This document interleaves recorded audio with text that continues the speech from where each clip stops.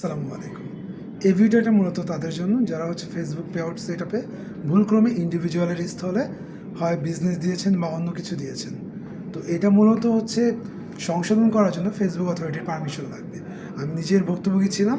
তো আমি এই সংক্রান্ত বিভিন্ন ভিডিও অনলাইনে সার্চ করেছি, বাট একটা কমপ্লিট ভিডিও যেটা আমার প্রবলেমটা দ্রুত সলভ করতে পারে এমন কোনো ভিডিও আমি পাইনি।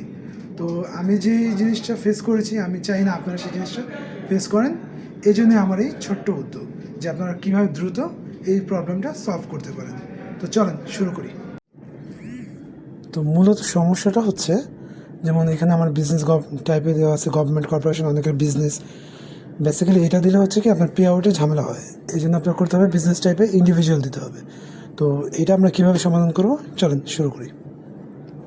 এটার জন্য আপনি যেতে হবে ক্রোম ব্রাউজার। তো আপনি ওয়েব facebook.com-এ চলে যাবেন, লগ ইন করবেন।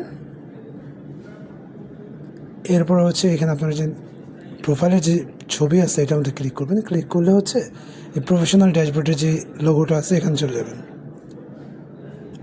এখান থেকে বাম পাশে প্রফেশনাল ড্যাশবোর্ডের নিচে আসলে আপনি পে আউটের একটা অপশন পাবেন। তো আপনি বেসিক্যালি পে আউটে যাবেন।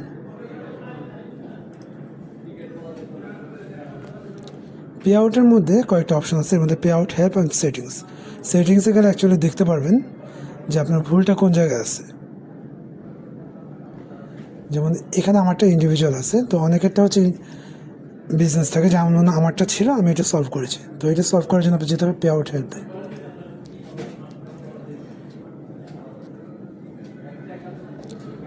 পে আউট হেল্পে যে আপনার মোর সাপোর্ট অপশন, এর মধ্যে গেট মোর হেল্পে চলে যাবেন। তারপরে চলে যাবেন শো মোর টপিকস। এরপরে চলে যাবেন নান অফ দ্য অ্যাবাভ। এখানে মূলত আপনি দিবেন যে আপনার সমস্যাটা কোন ধরনের। যেমন আমার ক্ষেত্রে স্টার্সে ছিল, তো স্টার্স। এরপর ইস্যু দিতে হবে। এখানে দিবেন আপনার আই হ্যাভ অ্যানাদার প্রবলেম। তো আমি দিলাম। এরপর এইখানে আপনার ডিটেলস লিখতে হবে যে বেসিক্যালি আপনার সমস্যাটা কি। তো আমি এটার জন্য একটা টেক্সট ফাইল অলরেডি আগে জেনারেট করে রেখেছিলাম। তো আমি বেসিক্যালি ওটাতেই চলে যাবে এখন।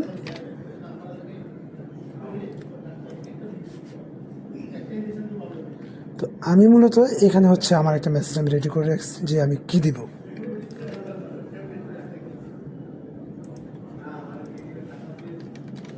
তো এখানে আমি মূলত বলতেছি যে ফেসবুক টিমে যে আমার ভুল হয়েছে, আমি ভুলক্রমে ট্যাক্স ক্লাসিফিকেশন বিজনেস দিয়েছি, কিন্তু এটা ইন্ডিভিজুয়াল হবে, আমাকে এটা সংশোধনের সুযোগ দেওয়ার জন্য। তো এখানে আমি আমার মেল আইডিটা দিয়ে দিয়েছি। তারপর সেন্ড বাটনে ক্লিক করলে আপনার একটা ইস্যু ক্রিয়েট হবে। ইস্যু ক্রিয়েট হলে এরপর আমি যেহেতু অলরেডি আমার করা হয়েছে, তো আমি ইস্যু ক্রিয়েট করবো না। ইস্যু ক্রিয়েট করার পরে আপনার আপনারা এখানে যাওয়ার পরে আপনারা এখানে পাবেন settings, help and support. Help and সাপোর্টে গিয়ে সাপোর্ট ইনবক্স, এখানে মূলত আপনার যত ইস্যু ক্রিয়েট করা আছে সবগুলো ইস্যু এখানে আছে। যেমন আমার ইস্যুগুলো এগুলো। তো আমি আপনাদের সুবিধার্থে আমার ওইখানে একটা ইস্যু ক্রিয়েট করলে কী হয় সেটার জন্য এখানে একটা ট্যাব অলরেডি খুলে রেখেছি। তো এই মূলত আপনার ওইখানে ইস্যু ক্রিয়েট করলে এরকম আসবে, তার আপনার ফিরতে একটা মেসেজ দেবে। তো এখানে আপনি ওইখানে যে মেসেজটা লিখছেন সেটাও কপি পেস্ট করতে পারেন, কিন্তু আপনি যদি চান যে না আপনি সময় বাঁচাবেন, তো সেই ক্ষেত্রে আমি এইখানে আপনার এটা ট্রাই করতে পারেন। যেমন আমি এখানে বলেছি যে আমি ওইখানে যা বলেছিলাম যে আমি ভুল করেছি, আমাকে এটা সুযোগ দেওয়ার জন্য সেম জিনিসটা লিখেছি, প্লাস এর বাইরে লিখেছি যে আমি একটা W8BN ফর্ম সাবমিট করতেছি যাতে আমার এটা সুবিধা হয়। এই ফর্ম সাবমিট না করলে আপনার এটা কখনোই তারা সংশোধন করবে না। তো মনে করেন এটা কপি করে এইখানে পেস্ট করে দিলাম। তো এর সাথে অ্যাটাচমেন্ট দিতে হবে, যে আমি বললাম যে W8BN ফর্ম ফিল আপ করলাম, তো এইটা আমাকে অ্যাটাচ করে দিতে হবে। তো এটার জন্য আমার বেসিক্যালি করতে হবে এই W8BN ফর্মটা আমরা অনলাইনে পাবো, আপনি অনলাইনে গিয়ে সার্চ করে পেয়ে যাবেন। তো আমি কাজের সুবিধার্থে এটা অলরেডি জেনারেট করে রেখেছি এবং এডিটের একটা অনলাইনে এডিট করার জন্য এখানে নিয়ে গেছি। এই W8BN ফর্ম, এটা মূলত ট্যাক্স ক্লাসিফিকেশনের আপনার এটা ডিক্লারেশন। তো এইখানে ইন্ডিভিজুয়াল শুধুমাত্র তারাই দিবে। তো এখানে আপনার নাম, যেমন আমি আমার নামটা দিয়ে দিয়েছি, আমার সিটিজেনশিপ, আমার পার্মানেন্ট অ্যাড্রেস, সিটি, কান্ট্রি। এখন এরপর 4 নম্বরে যখন আসবেন তখন বলতেছে যে ডিফারেন্ট ফ্রম অ্যাবাভ, যদি উপরের ঠিকানা হচ্ছে আপনার বর্তমান ঠিকানা আলাদা হয় তখন হচ্ছে সেটা দিবেন, আদারওয়াইজ দেওয়া লাগবে না। তো 5 আর 4 আর 5 আমার জন্য ছিল না, তো আমি হচ্ছে 6 যে হচ্ছে দেবো ফরেন ট্যাক্স আইডেন্টিফিকেশন নাম্বার হচ্ছে এখানে আপনার 3 নাম্বারটা দিতে হবে।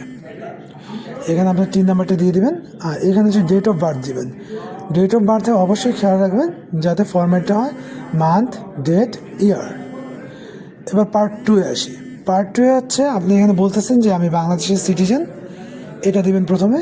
আর এখানে হচ্ছে একটা আর্টিকেল দিয়ে দিতে হবে, এটা বেসিক্যালি WHVEN ফর্মে, ইউএসএর হচ্ছে এটা একটা আর্টিকেল, এই ওইটার অধ্যাদেশ অনুযায়ী আপনার হচ্ছে ট্যাক্স রিবেট পাবেন না পাবেন সেটা বলা হয়। তো এখান দেবেন হচ্ছে 12 এখান দেবেন 15%, আর এখান দেবেন হচ্ছে আপনি বেসিক্যালি ইনকামটা কী থেকে হবে, যেমন আমি দিয়েছি ফটো, টেক্সট, ভিডিও অ্যাটসেট্রা। আর এখানে হচ্ছে আরেকটা লাইন দিয়ে দিবেন যে আমি হচ্ছে এটা বেনিফিশিয়াল ওনার এবং এলিজিবল এটার জন্য, যে আমি উপরে যে সেকশনটা মেনশন করছি সেটার জন্য। তো এরপরে সবার নিচে আসলে হচ্ছে এখানে আপনার হচ্ছে আপনার নাম লিখতে হবে, এখানে দিতে হবে যে দিনে সাবমিট করছেন সেই দিনটা, আর এখানে বেসিক্যালি দিতে হবে আপনার সিগনেচার। তো সিগনেচার দেওয়ার পরে হচ্ছে আপনি এটা সেভ করবেন, সেভ করার পর হচ্ছে এবার আমরা এখানে চলে আসি। এখানে চলে আসি হচ্ছে অ্যাড অ্যাটাচমেন্টে গিয়ে আপনার হচ্ছে যে ফাইলটা আপনার WHVN ফর্ম যেটা নিলেন সেটা হচ্ছে অ্যাটাচ করে দেবেন। অ্যাটাচ করার পর হচ্ছে সেন্ড করে দিলেই আপনারা তাদের কাছ থেকে 2-3 কর্মদিবসের মধ্যে ইনশাল্লাহ সলভ করে দেবে। তারপর যদি আপনারা কেউ কোনো সমস্যা ফেস করেন ইনশাল্লাহ আমাকে নক দিবেন, আমি চেষ্টা করব সমাধান করে দেওয়ার জন্য।